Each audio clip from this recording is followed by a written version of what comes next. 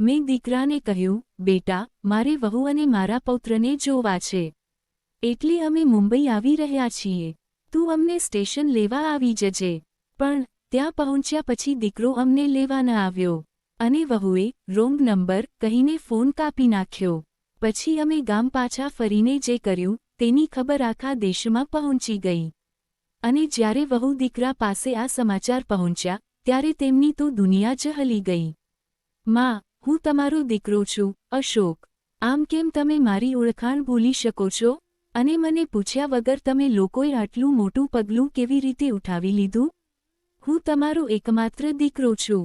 આ બધું કરતાં પહેલાં તમારે એકવાર તમારા દીકરા વહુને પૂછી તો લેવું જોઈતું હતું ને?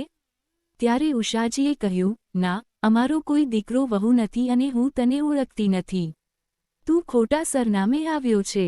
જેમ આવ્યો છે તેમ પાછો ચાલ્યો જા. સોરી. ઉષાજી આટલું જ બોલ્યા. પણ રામેશ્વરજી મનોમન બોલ્યા, અરે, તમને કોઈ ગેરસમજ થઈ છે.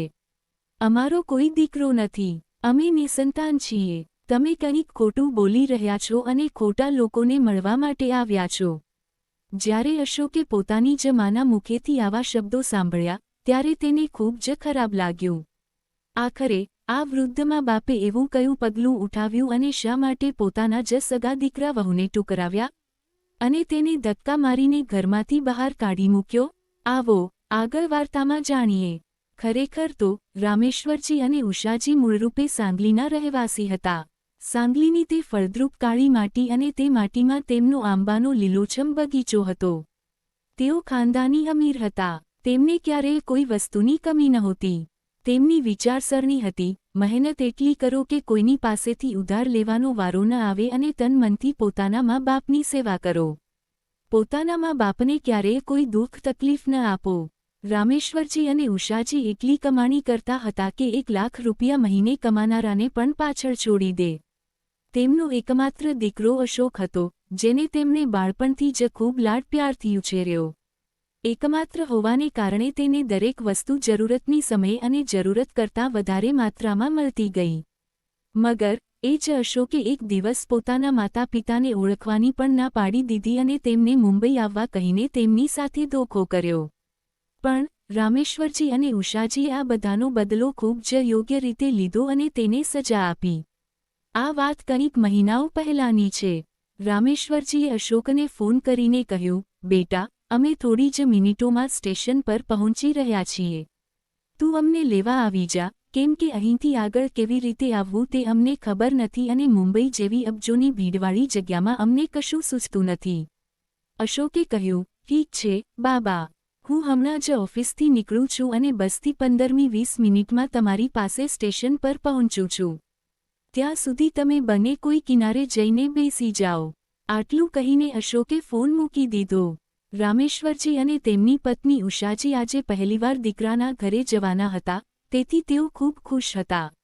બંનેએ પોતાના બેગ ઉઠાવ્યા, કેમ કે મુંબઈ સેન્ટ્રલ રેલવે સ્ટેશન તેમના માટે નવું હતું. ઉષાજી ખૂબ ખુશ થઈને પોતાના પતિને બોલ્યા, સમજમાં જ ન આવ્યું કે 7 વર્ષ કેવી રીતે વીતી ગયા. અમે અમારી વહુ અને પૌત્રને પહેલીવાર જોઈશું. તે કેવો દેખાતો હશે? હવે તો તે સારી રીતે બોલવા પણ લાગ્યો હશે. રામેશ્વરજી પણ હસીને બોલ્યા, હા, તેની તોટડી વાતો સાંભળીને જ તો આપણે મુંબઈ આવવા તૈયાર થયા છીએ. તેણે ફોન પર કહ્યું કે 1 અઠવાડિયા પછી મારો જન્મદિવસ છે, એટલે તો આપણે અશોક પાસે જઈ રહ્યા છીએ ને, પૌત્રના જન્મદિવસ માટે. આ 7 વર્ષોમાં એકવાર પણ આપણા દીકરા કે વહુએ આપણને પોતાની પાસે બોલાવ્યા નથી. આના પર ઉષાજીએ કહ્યું, તમે પણ ને હંમેશા સારી વસ્તુમાં ખરાબી શોધતા રહો છો. આપણો દીકરો અને વહુ બંને નોકરી કરે છે અને જો તેઓ બોલાવતા પણ, તો આપણે ખાલી ઘરમાં કેટલી વાર બેસત અને શું કરત? આના કરતાં સારું છે કે આપણે આપણા ગામમાં જ ખુશ છીએ. રામેશ્વરજી બોલ્યા, અરે, એમ કેમ બોલે છે, ઉષા? જો આ બંને ઓફિસ જતા તો શું આપણો પૌત્ર આરવ ઘરે ન હોત? તેને સંભાળવા માટે નોકરાણી છે. તેના કરતાં સારી રીતે તો આપણે આપણા પૌત્રની દેખભાળ કરત. ઉષાજીને રામેશ્વરજીની વાત સાચી લાગી, પણ તોય તે પોતાના પતિને સમજાવતા બોલ્યા, ગઈકાલની વાતો છોડો. હવે તો આપણે મુંબઈ આવી ગયા છીએ ને, તો 10-15 દિવસ રહીને જ જઈશું. હવે સંભાળજો તમારા પૌત્રને. આ કહીને બંને એકબીજા સામે જોઈને હસવા લાગ્યા. તેઓ આગળ બોલ્યા, અરે, મારી વાત સાંભળો. ઘરે પહોંચ્યા પછી તમે અશોક કે વહુને કંઈ કહેશો નહીં અને ન તો કોઈ વિષય પર વાત કરશો. ત્યારે રામેશ્વરજી બોલ્યા, હા, ઠીક છે. ચાલો જલ્દીથી પ્લેટફોર્મ પર. બંનેએ પોતપોતાના બેગ ઉઠાવ્યા અને ટ્રેનમાંથી બહાર નીકળ્યા. રામેશ્વરજી આગળ ચાલી રહ્યા હતા અને તેમની પાછળ પાણીની બોટલ અને બેગ સંભાળતા ઉષાજી ધીમે ધીમે ચાલી રહ્યા હતા. 8 વર્ષ પહેલાં મુંબઈમાં જોબ કરી રહેલા અશોકે પ્રિયા સાથે મુંબઈમાં છુપાઈને લગ્ન કરી લીધા હતા. જ્યારે રામેશ્વરજી અને ઉષાજીને ખબર પડી તો તેઓ ખૂબ નારાજ થયા હતા. હવે 8 વર્ષ પછી જ્યારે અશોકનો દીકરો આરવ 6 વર્ષનો થઈ ગયો તો તેનો જન્મદિવસ મુંબઈની એક મોટી હોટલમાં કરવાનું નક્કી થયું. અશોકે તો માતા પિતાને માત્ર ઔપચારિકતાના ભાગરૂપે જન્મદિવસ પર બોલાવ્યા હતા. પણ માત્ર પોતાના પૌત્રને જોવા માટે રામેશ્વરજી અને ઉષાજીએ જન્મદિવસના બહાને મુંબઈ જવાનું નક્કી કર્યું અને અહીં આવી ગયા હતા. જ્યારે 6 વર્ષના આરવે ખૂબ પ્રેમથી અને પોતાના નાજુક તોતળા અવાજમાં પોતાના દાદા દાદીને બોલાવ્યા, ત્યારે પાછલી બધી વાતો ભૂલીને રામેશ્વરજી અને ઉષાજી મુંબઈ જવા માટે નીકળી પડ્યા હતા અને આજે તે પોતાની પત્ની સાથે મુંબઈ પહોંચ્યા. રામેશ્વરજીએ ઉષાજીનો હાથ પકડીને તેમને પ્લેટફોર્મ પર ઉતાર્યા અને પોતાના ખિસ્સામાંથી મોબાઈલ કાઢ્યો. તે બોલ્યા, અશોક બેટા, અમે પ્લેટફોર્મ પર આવી ગયા છીએ. તું ક્યાં રોકાયો છે? તને આવવામાં હજી કેટલો સમય લાગશે? તેણે કહ્યું, હા, રોકાઓ બાબા. મને 1 કલાક લાગશે. ત્યાં સુધી તમે ત્યાં બેસીને મારી રાહ જુઓ. ચા પાણી પીઓ, નાસ્તો કરો. હું ઓફિસથી નીકળી જ રહ્યો છું. પહોંચું છું ત્યાં. ત્યારે રામેશ્વરજી બોલ્યા, અરે, મતલબ તું હજી પણ ઓફિસમાં જ છે? નીકળ્યો નથી? તે તો કહ્યું હતું કે અમારી ટ્રેન પહોંચ્યા પહેલાં જ તું સ્ટેશન પર આવીને ઊભો રહીશ. અશોક બોલ્યો, અરે, પપ્પા, મારા બોસ આવી ગયા હતા. તેમની સાથેની મારી મીટિંગ હમણાં જ પૂરી થઈ છે અને હવે નીકળી જ રહ્યો છું ઓફિસથી અને 1 કલાકમાં ત્યાં પહોંચી જઈશ. આટલું કહીને અશોકે ફોન કાપી નાખ્યો. રામેશ્વરજી બબડતા વેઇટિંગ રૂમ તરફ ચાલ્યા ગયા. તે કહી રહ્યા હતા, સાહેબ હજી પણ ઓફિસથી નીકળ્યા જ નથી. હજી તો તેને અહીં આવવામાં ઓછામાં ઓછો 1 કલાક વધુ લાગશે. હદ થઈ ગઈ હવે આ છોકરાની. આના પર ઉષાજી બોલ્યા, અરે, તમે કેટલું બબડો છો? શું આ આપણું ઘર છે? દીકરો આવશે આપણને લેવા. શું તે આ બધું જાણી જોઈને કરતો હશે? ક્યાંક ટાઈમ પાસ કરવા તો નથી ગયો ને? ત્યારે રામેશ્વરજી બોલ્યા, મને તારી આ જ આદતથી ચીડ છે. હંમેશા દીકરાનો પક્ષ લેતી રહે છે. મારી વાત તો સમજતી નથી. જો તેને ખબર હતી કે આપણે મુંબઈ આવી રહ્યા છીએ, તે પણ પહેલીવાર, અને જો તેની જરૂરી મીટિંગ હતી જેના કારણે આવી નહોતો શકતો, તો શું તે સ્ટેશન પર ગાડી નહોતો મોકલી શકતો? અને તેમ પણ આજે આરવનો જન્મદિવસ છે, તો શું તે ઓફિસમાંથી 1 દિવસની રજા પણ નહોતો લઈ શકતો? હવે ઉષાજી બોલ્યા, જન્મદિવસ પર રજા લેવાની શું જરૂર છે? કાર્યક્રમ તો બધો હોટલમાં છે અને જન્મદિવસની તૈયારી કરવાનું કામ હોટેલવાળાઓનું છે. એટલે રજા નહીં લીધી હોય. આ જ સારું છે. રામેશ્વરજી દુઃખી થતાં બોલ્યા, હા, તારી વાત સાચી છે.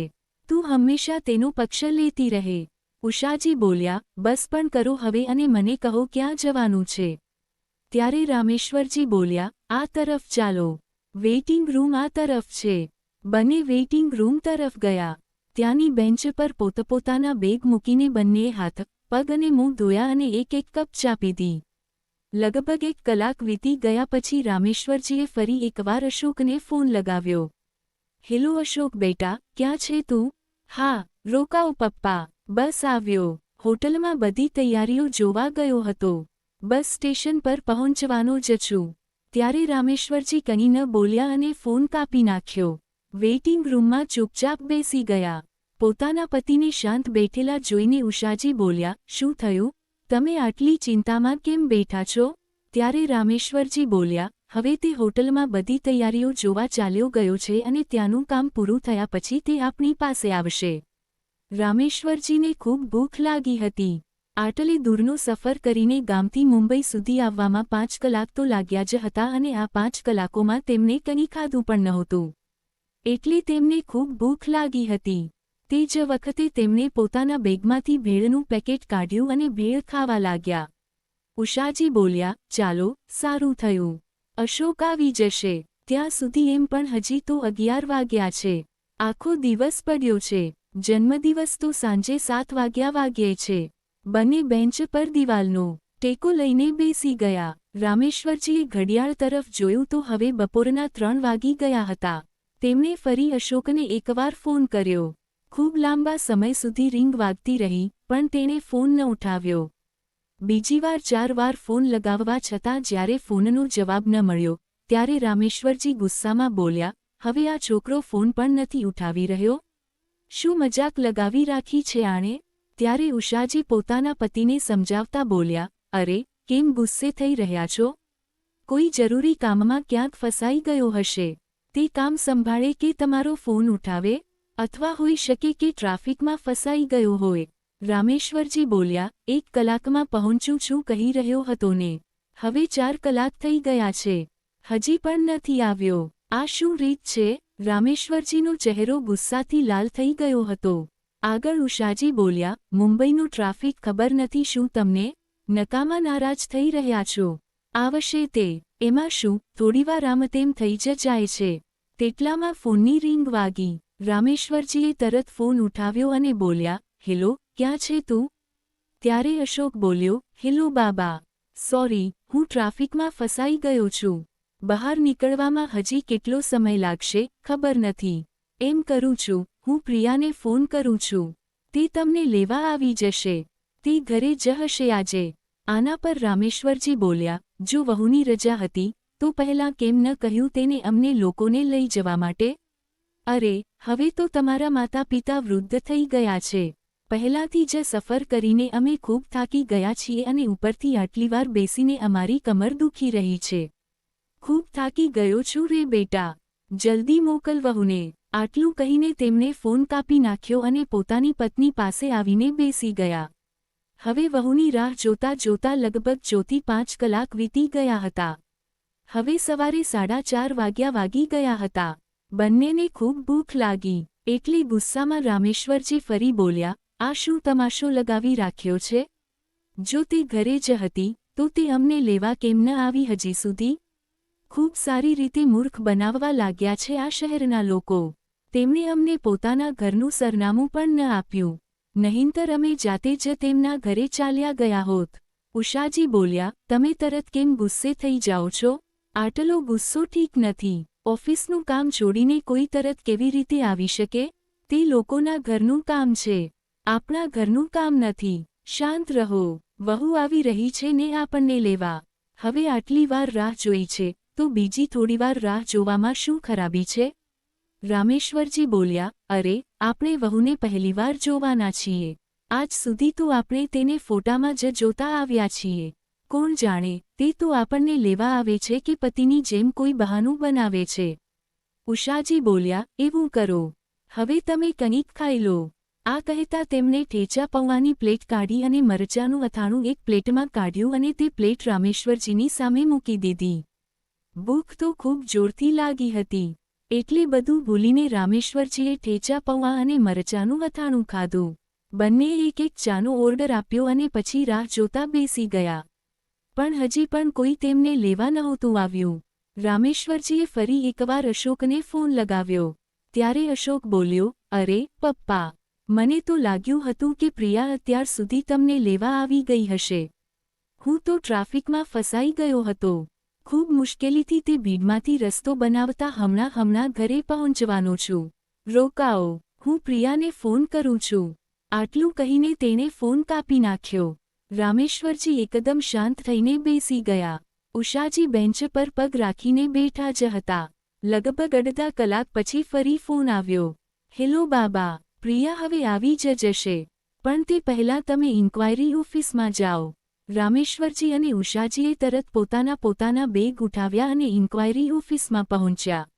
લગભગ 1 કલાક ઊભા રહીને થાક્યા પછી પાસેની બેન્ચ પર ફરી બેસી ગયા અને ઘડિયાળ તરફ જોતા બોલ્યા, જોયું ઉષા? 6 વાગી ગયા છે અને હજી પણ આ લોકો આપણને લેવા નથી આવ્યા. તને આજે ખૂબ લાડ આવી રહ્યો છે ને પોતાના દીકરા અને અનદેખી વહુ પર. હવે ઉષાજી કંઈ ન બોલ્યા. ત્યારે પોતાની પત્નીના ચહેરા તરફ જોતા રામેશ્વરજી બોલ્યા, શું થયું? તું ઠીક તો છે ને? ઉષાજી બોલ્યા, કમર અને પેટ અચાનક ખૂબ દુખવા લાગ્યું છે. રામેશ્વરજી બોલ્યા, સારું, ચાલ. આપણે વેઇટિંગ રૂમ તરફ ચાલીએ. ત્યાં થોડીવાર સૂઈ જા. તને સારું લાગશે. જ્યારે વહુ આપણને લેવા આવી જશે ત્યારે હું તને બોલાવી લઈશ. ત્યારે જ ઉષાજી બોલ્યા, અરે ભાગ્યવાન, વહુનો નંબર તો તમે દીકરા પાસેથી લીધો જ નથી. થોડીવાર પછી તે બંને વેઇટિંગ રૂમમાં ગયા. ઉષાજીને બેન્ચ પર સુવડાવવાના હતા, પણ ત્યાં કોઈ જગ્યા ખાલી નહોતી. બીજા મુસાફરો આવીને બેસી ગયા હતા અને હવે તેમને માત્ર બેસવાની જગ્યા બચી હતી. તો ઉષાજીને બેન્ચ પર બેઠા બેઠા જ રામેશ્વરજીએ પ્રિયાનો નંબર પૂછવા માટે અશોકને ઘણીવાર ફોન લગાવ્યો, પણ ફોન સ્વિચ ઓફ આવી રહ્યો હતો. વેઇટિંગ રૂમમાં ભીડ હતી. રામેશ્વરજી પણ થાકી ગયા હતા, એટલે તે પણ એક ખૂણામાં જઈને બેસી ગયા. હવે સાંજના 7 વાગી ગયા હતા. ઉષાજીના ચહેરા પરથી લાગી રહ્યું હતું કે તેમને ખૂબ તકલીફ થઈ રહી છે. તે કણસી રહ્યા હતા. હવે રામેશ્વરજીને ખૂબ ચિંતા થવા લાગી. એટલે તેમણે ફરી એકવાર અશોકને ફોન લગાવ્યો. ત્યારે તેણે ઉઠાવ્યો. તે બોલ્યા, હેલો બેટા, તારી માની તબિયત બગડી ગઈ છે. કૃપા કરીને જલ્દી આવ. ત્યારે સામેથી અવાજ આવ્યો, તમે કોણ બોલી રહ્યા છો? તે અવાજ એક સ્ત્રીનો હતો. ત્યારે રામેશ્વરજી બોલ્યા, હું અશોકનો બાબા બોલી રહ્યો છું. તું પ્રિયા બોલી રહી છે ને? હા, હું પ્રિયા બોલી રહી છું. પણ મેં તમને ઓળખ્યા નહીં અને આ અશોક કોણ છે? હું કોઈ અશોકને જાણતી નથી. આટલું કહીને તેણે ફોન કાપી નાખ્યો. હવે રામેશ્વરજી ખૂબ પરેશાન થઈ ગયા હતા. તેમને પોતા પર ગુસ્સો આવી રહ્યો હતો અને ખરાબ પણ લાગી રહ્યું હતું. ઉષાજી પણ હવે દર્દથી ખૂબ કણસી રહ્યા હતા. રામેશ્વરજીએ પોતાની પત્નીને દિલાસો આપ્યો અને તે બહાર દવા લાવવા માટે સ્ટેશનની બહાર ગયા. તેમણે આમતેમ જોયું, પણ ત્યાં એક પણ મેડિકલ સ્ટોર નહોતો. તે આવતા જતા લોકો પાસેથી પૂછી રહ્યા હતા. ત્યારે આગળ ચાલતા તેમને એક મેડિકલ સ્ટોર દેખાયો. ત્યાં જવા પર મેડિકલવાળાએ ડોક્ટરના પ્રિસ્ક્રિપ્શન વગર કોઈ પણ દવા આપવાની ના પાડી દીધી. પહેલાં ડોક્ટરને બતાવો, પછી દવા આપું છું, એમ જણાવ્યું. રામેશ્વરજી ખૂબ દુઃખી થયા હતા. આમ તેમ જોઈને રસ્તો પાર કરીને સ્ટેશન તરફ આવ્યા અને ખિસ્સામાંથી ફોન કાઢીને તેમણે એકવાર ફરી અશોકને ફોન લગાવ્યો. હેલો અશોક બેટા, તારી માની તબિયત ખૂબ બગડી ગઈ છે. તેમને ખૂબ તકલીફ થઈ રહી છે. તું ક્યાં છે? તેમના બોલ હજી પૂરા પણ નહોતા થયા ત્યાં જ, સોરી, રોંગ નંબર છે, એમ કહીને ફરી એકવાર સંભળાયું અને તે ચૂપ રહ્યા. પોતાનો ઉદાસ ચહેરો લઈને તે સ્ટેશન પર વેઇટિંગ રૂમમાં પાછા આવ્યા. ઉષાજી હજી પણ કણસી રહ્યા હતા. પોતાના પતિ તરફ જોઈને તેમણે પૂછ્યું, હજી કેટલો સમય લાગશે અશોકને અહીં સુધી આવવામાં? રામેશ્વરજી કંઈ ન બોલ્યા. તેમણે બસ પ્રશ્ન પૂછ્યો, તને ખૂબ તકલીફ થઈ રહી છે શું? હામાં માથું હલાવીને ઉષાજીએ ફરી પૂછ્યું, કેટલો સમય લાગશે અશોકને અમને લેવા આવવા માટે? ત્યારે રામેશ્વરજી કંઈ ન બોલ્યા. તે બોલ્યા, ચાલ, બહાર. આપણે તને એકવાર ડોક્ટરને બતાવીએ. ઉષાજી અચાનક બોલ્યા, તમને આ શું થઈ ગયું છે? મને ખૂબ ડર લાગી રહ્યો છે. રામેશ્વરજી પત્નીને ઉઠાવવા લાગ્યા. ત્યારે તે બોલ્યા, હું પૂછું છું, અશોક ક્યારે આવશે? તમે કેમ તકલીફ ઉઠાવી રહ્યા છો? અશોકને આવવા દો. તે જોઈ લેશે અને મને હોસ્પિટલ લઈને જશે. રામેશ્વરજી પોતાની પત્ની તરફ જોઈને બોલ્યા, મને નથી ખબર તે ક્યારે આવવાનો છે અને તે જ્યાં સુધી આવશે, તું આટલી તકલીફ ક્યાં સુધી સહન કરીશ? ચાલ, હું બહાર કોઈને પૂછું છું કે હોસ્પિટલ ક્યાં છે. ત્યારે ઉષાજી ઊભા થયા, પણ પછી તરત નીચે બેસી ગયા અને બોલ્યા, મને હવે ચાલવું શક્ય નથી લાગી રહ્યું. રામેશ્વરજી બોલ્યા, એમ ન બોલ. રોકા, હું તને પકડું છું. ત્યારે ઉષાજી બોલ્યા, ના, રહેવા દો. મને બસ થોડીવાર અહીં પડ્યા રહેવા દો. એમ બોલીને તેમણે આંખો બંધ કરી અને તે બેન્ચ પર સમેટાઈને સૂઈ ગયા. હવે તો રામેશ્વરજી ખૂબ ચિંતિત થઈ ગયા હતા. આ જ રીતે તેમણે ઉષાજીને સુવડાવ્યા અને અશોકને ફોન કરવા માટે ફોન બહાર કાઢ્યો અને મન ન હોવા છતાં તેમણે અશોકને ફોન લગાવ્યો, પણ નંબર સ્વિચ ઓફ આવી રહ્યો હતો. રામેશ્વરજી ખૂબ ઉદાસ હતા અને નિરાશ થઈ ગયા. પોતાની દર્દથી કણસતી પત્ની તરફ જોઈને તેમની આંખો પાણીથી ભરાઈ આવી. તેમની આ હાલત વેઇટિંગ રૂમમાં બેઠેલો એક માણસ જોઈ રહ્યો હતો. રામેશ્વરજી પોતાના ગળા પર પડેલી શાલથી પોતાની આંખો લૂછી રહ્યા હતા. તે માણસ રામેશ્વરજી પાસે આવતા બોલ્યો, શું થયું દાદાજી? કોઈ તકલીફ થઈ રહી છે શું? ત્યારે રામેશ્વરજીની આંખો આંસુઓથી ભરેલી હતી અને તેમણે ભરેલી આંખોએ થયેલી બધી ઘટના તે માણસને જણાવી. તે માણસ બોલ્યો, હા દાદાજી, હું અહીં ઝાડુ પોતું મારવાનું કામ કરું છું.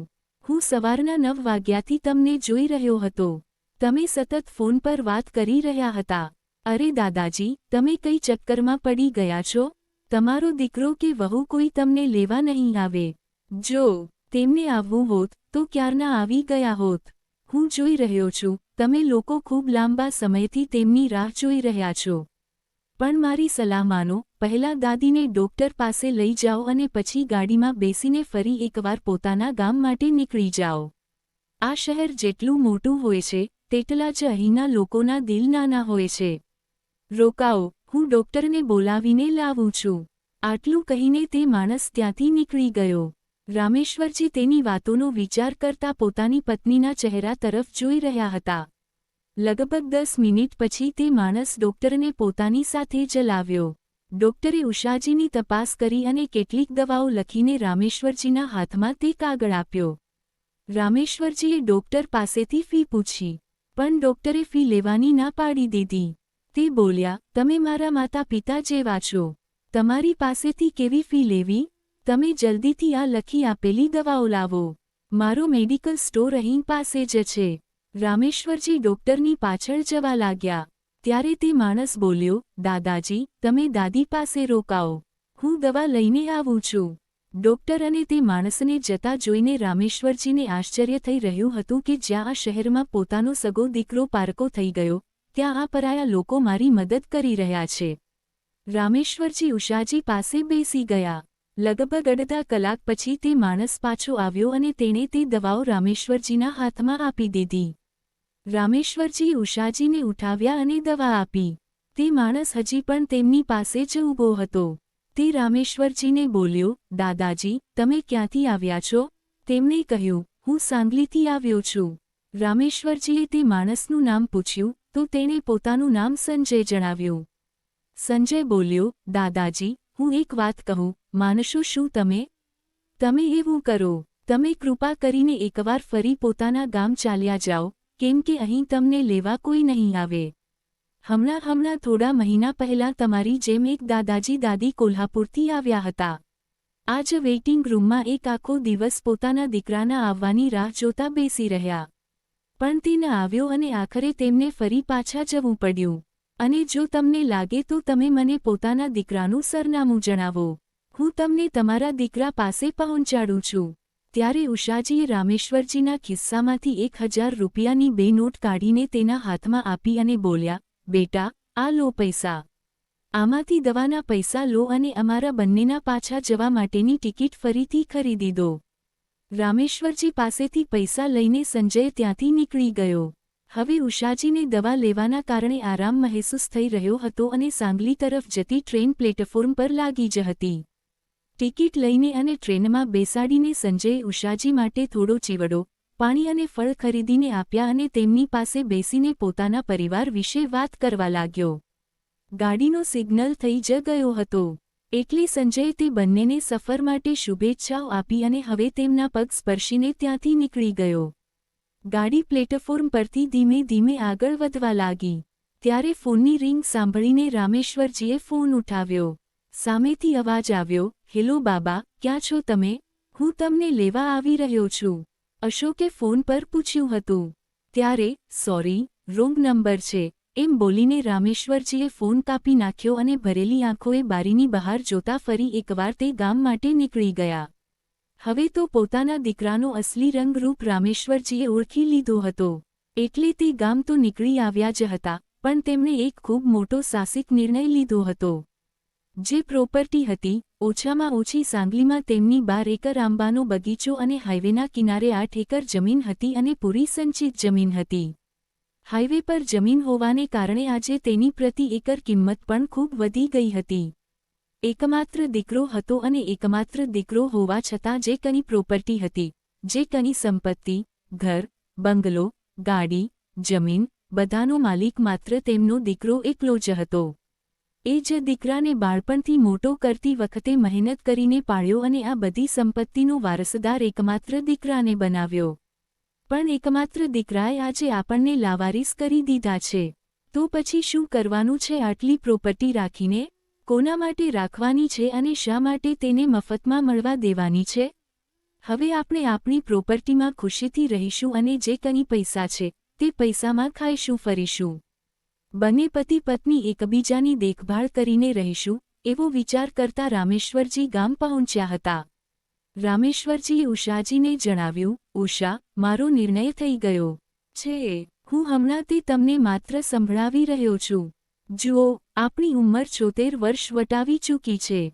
જ્યાં સુધી આપણે બંને એકબીજાનું કામ કરી શકીએ છીએ ત્યાં સુધી આપણે ગામમાં ઘરે રહીશું અને જ્યારે ક્યારેય આપણાથી કામ નહીં થાય ત્યારે જે કંઈ પ્રોપર્ટી છે તે અનાથ આશ્રમને દાન દઈને કોઈ ગરીબોને પૈસા દાન કરી દઈશું અને બચેલી થોડીક રકમ લઈને આપણે વૃદ્ધાશ્રમમાં પ્રવેશ કરી લઈશું અને બચેલું જીવન ત્યાં સાથે રહીને ગુજારીશું. પણ આવા નાલાયક દીકરાને પોતાની પ્રોપર્ટીની એક ફૂટી કોડી પણ નથી આપવી. ઉષાજી પણ હવે રામેશ્વરજીની સામે એક શબ્દ પણ બોલી ન શક્યા, કેમ કે તેમને હવે સમજમાં આવી ગયું હતું કે તે હંમેશા દીકરાનો પક્ષ લેતા હતા, પણ દીકરો ક્યારેય સચ્ચાઈ અને ઈમાનદારીથી ન ચાલ્યો અને જે દીકરાનો પક્ષ લઈને તે પોતાના પતિ સાથે લડતા હતા તે પતિ આજે સાચા નીકળ્યા છે. જીવનના અંત સુધી મારો પતિ જ આજે મારો સાથ આપશે. એટલે મને હવે દીકરાનો અસલી ચહેરો હવે સમજમાં આવી ગયો છે. મારે પણ હવે તેની સાથે સંબંધ નથી રાખવો, એમ કહેતા ઉષાજીએ રામેશ્વરજીને જણાવ્યું. બંને વૃદ્ધ માતા પિતાએ આ મહત્વપૂર્ણ નિર્ણય લીધો અને 74 વર્ષની ઉંમરમાં બંનેએ બધી પ્રોપર્ટી વેચીને અનાથ આશ્રમને દાન કરી દીધી અને બચેલી થોડી રકમ સાથે લઈને વૃદ્ધાશ્રમમાં ગયા અને ત્યાં ખુશીથી રહેવા લાગ્યા. પણ જ્યારે રામેશ્વરજી અને ઉષાજીએ પોતાની બધી પ્રોપર્ટી વેચી દીધી અને અનાથ આશ્રમને દાન કરી દીધી ત્યારે આ સમાચાર સ્થાનિક સ્તરે જ નહીં પણ આખા રાજ્યમાં ફેલાઈ ગયા કે કરોડોની પ્રોપર્ટી આ વૃદ્ધ દંપતીએ અનાથ આશ્રમને દાન કરી દીધી છે અને સાથે તે બંનેનો ફોટો પણ હતો.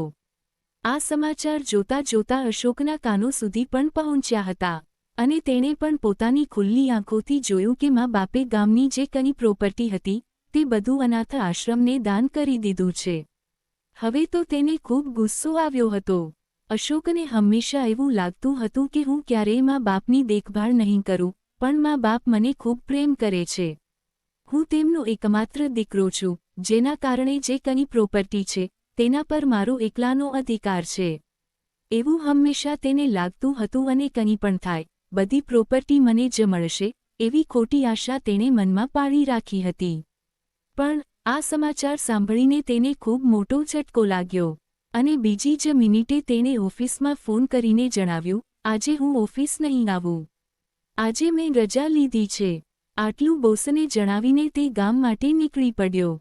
પણ ગામ જઈને પોતાના ઘર પર પોતાની જમીન, બગીચો, પ્રોપર્ટી બધું જોયું તો ત્યાં બધું બદલાઈ ગયું હતું. ગામના સરપંચના માધ્યમથી રામેશ્વરજી અને ઉષાજી જે વૃદ્ધાશ્રમમાં રહી રહ્યા હતા ત્યાંનું સરનામું લઈને અશોક તેમને મળવા માટે ગયો. વૃદ્ધાશ્રમની બહાર રિસેપ્શન પર તેણે જણાવ્યું, મારે રામેશ્વરજી અને ઉષાજીને મળવું છે. તે મારા માતા પિતા છે.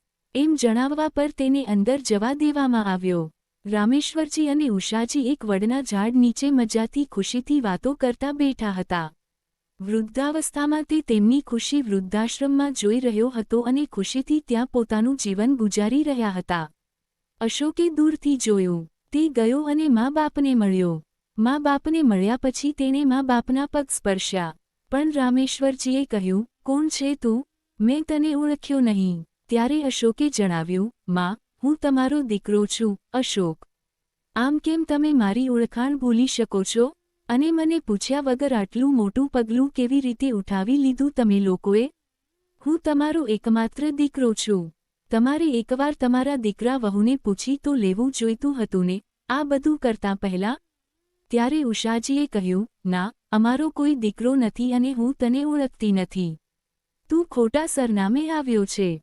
જેમ આવ્યો છે તેમ ચાલ્યો જા પાછો. સોરી. ઉષાજી આટલું જ બોલ્યા. પણ રામેશ્વરજી મનોમન બોલ્યા, અરે, તમને કોઈ ગેરસમજ થઈ છે. અમારો કોઈ દીકરો નથી. અમે નિસંતાન છીએ. તમે કંઈક ખોટું બોલી રહ્યા છો અને ખોટા લોકોને મળવા માટે આવ્યા છો. જ્યારે પોતાની માના મુખેથી આવા શબ્દો અશોકે સાંભળ્યા ત્યારે તેને ખૂબ ખરાબ લાગી રહ્યું હતું. ત્યારે અશોકનો અસલી ચહેરો ફરી એકવાર રામેશ્વરજી અને ઉષાજીની સામે આવી ગયો. અશોક બોલ્યો, ઠીક છે. નથી માનતા ને તમે મને પોતાનો દીકરો? છોડો અને ન ઓળખો. તમે મને સાચે સાચું જણાવો. જે પ્રશ્નનો ઉત્તર શોધવા માટે હું અહીં સુધી તમને શોધતો આવ્યો છું, તે પ્રશ્નનો ઉત્તર તમારે આપવો જ પડશે. કોને પૂછીને તમે બધી પ્રોપર્ટી અનાથ આશ્રમને દાન દીધી? બધી પ્રોપર્ટી વેચી અને જમીન વેચી. આ બધી વસ્તુઓનો હકદાર અને વારસદાર હું એકમાત્ર તમારો દીકરો હતો ને?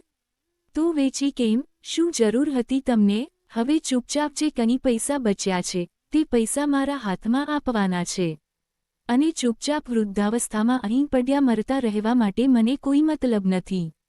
જ્યારે અશોક એમ બોલ્યો ત્યારે રામેશ્વરજીએ એક જોરદાર થપ્પડ તેના ગાલ પર મારી દીધી અને અશોક દૂર જઈને પડી ગયો. શું બોલી રહ્યો છે તું? કોના વિશે બોલી રહ્યો છે? આ પ્રોપર્ટી વિશે બોલી રહ્યો છે? અરે, તે પ્રોપર્ટી પૂર્વજોની હતી. મારા માતા પિતાએ કમાઈ હતી અને મેં તે સંભાળી અને હું તે તને આપવાનો હતો, પણ તું તેના લાયક નહોતો. દીકરા માત્ર માતા પિતાની પ્રોપર્ટી લેવાના જ લાયક હોય છે. જ્યારે તને પ્રોપર્ટી જોઈતી હોય છે ત્યારે તેમની પાછળ પણ તારી કોઈ જવાબદારી હોય છે. ભલે પ્રોપર્ટી હોય કે ન હોય, પણ જે માતા પિતાએ તને આ દુનિયા દેખાડી, તારું જીવન સુખમય કર્યું, એ જ માતા પિતાને જો દીકરા વૃદ્ધાવસ્થામાં ઓળખાણ પણ નથી આપતા, તો આવા દીકરા થઈને પણ શું ફાયદો છે? પ્રોપર્ટી માટે તને માતા પિતા યાદ આવે છે શું રે? જ્યારે તે પોતાના દીકરાના જન્મદિવસ માટે અમને મુંબઈ બોલાવ્યા, છતાં તે સગી ઓળખાણ પણ ન આપી. લેવા માટે પણ ન આવ્યો. અમે પ્લેટફોર્મ પરથી, રેલવે સ્ટેશન પરથી પોતાના પગે જાતે નીકળીને આવ્યા. મારી પત્ની, તારી માની શું હાલત થઈ હતી? મોતના દરવાજામાંથી હું તેને પાછો લઈને આવ્યો છું. અરે, ત્યાં અજાણ્યા લોકોએ અમારી મદદ કરી. પણ તું અમારું લોહી, અમારો દીકરો અને જાતે તને જન્મ આપ્યો છે, છતાં તું, સોરી, રોંગ નંબર, બોલીને અમારો ફોન કાપી નાખે છે અને અમને ઓળખવાની પણ ના પાડી દીધી. શું ફાયદો છે તારો? હવે તું પ્રોપર્ટી માગવા માટે અહીં આવ્યો છે. તમે લોકો તો પ્રોપર્ટીના પૈસાના લોભી છો, લાલચી છો. નહીં આપીએ. જા, અમારી પ્રોપર્ટીનો એક પણ રૂપિયો મફતનો તને નહીં આપીએ. જા અહીંથી, પોતાનું કમાઈને ખરીદ તારી સંપત્તિ અને જે કરવું છે તે કર અને આ પછી અમને તારો ચહેરો પણ ન દેખાડતો. ઉષાજીએ કહ્યું, હું તને દીકરો માનતી જ નથી અને તને પણ અમારી પ્રોપર્ટીના હિસ્સામાંથી એક પણ માગવાનો હક નથી. ત્યાં ભીખ માગીને ખા, પણ અમારી પાસે નથી આવવું. જ્યારે માતા પિતાની વાતો અશોકે સાંભળી ત્યારે અશોકના દિમાગમાં જણજણાટી આવી ગઈ. તેને સમજમાં નહોતું આવી રહ્યું કે મા બાપ આટલા કઠોર થઈ ગયા. મા બાપ મારી સાથે હંમેશા પ્રેમથી બોલતા હતા, વ્યવહાર કરતા હતા. આજે એ જ આટલા ઊંચા સ્તર પર કેવી રીતે પહોંચી ગયા? પણ હવે આ સમય નથી. હવે મા બાપ પાસે માફી માગવી જોઈએ. અશોક હવે પ્રોપર્ટી માટે રામેશ્વરજી અને ઉષાજી પાસે માફી માગવાનું નાટક કરી રહ્યો હતો. પણ જીવનના આખરી મોડ પર અશોકને ઉષાજી અને રામેશ્વરજીએ ઓળખવાની પણ ના પાડી દીધી અને તેને વૃદ્ધાશ્રમના મેનેજરને કહીને ધક્કા મારીને વૃદ્ધાશ્રમની બહાર કાઢવા માટે કહ્યું. કેમ કે અશોક માત્ર માતા પિતાની પ્રોપર્ટી લેવાના લાલચમાં તેમને મળવા માટે વૃદ્ધાશ્રમમાં આવ્યો. પણ તેણે પોતાનું કોઈ પણ કર્તવ્ય પૂરું ન કરતા માત્ર માતા પિતાની પ્રોપર્ટી પર પોતાનો હક જતાવ્યો અને તેણે ક્યારેય જીવનમાં પોતાના માતા પિતાની ન ક્યારેય દેખભાળ કરી, ન પરવા કરી. દોસ્તો, આજના કળિયુગમાં પોતાની સંપત્તિ જ પોતાનો સહારો છે. સંબંધો માત્ર નામના રહી ગયા છે. મારું તો એવું જ વિચારવું છે કે પોતાના આગળનું વિચારીને ચાલો અને ખુશ રહો. તો દોસ્તો, રામેશ્વરજી અને ઉષાજીના નિર્ણય વિશે તમારું શું કહેવું છે? અમને પોતાનો અભિપ્રાય કમેન્ટ કરીને જરૂર જણાવજો અને જો વાર્તા પસંદ આવી હોય તો ચેનલને સબસ્ક્રાઇબ કરો અને વિડીયોને લાઇક કરવાનું ન ભૂલતા. ફરી મળીએ છીએ એક નવી વાર્તા સાથે. ધન્યવાદ.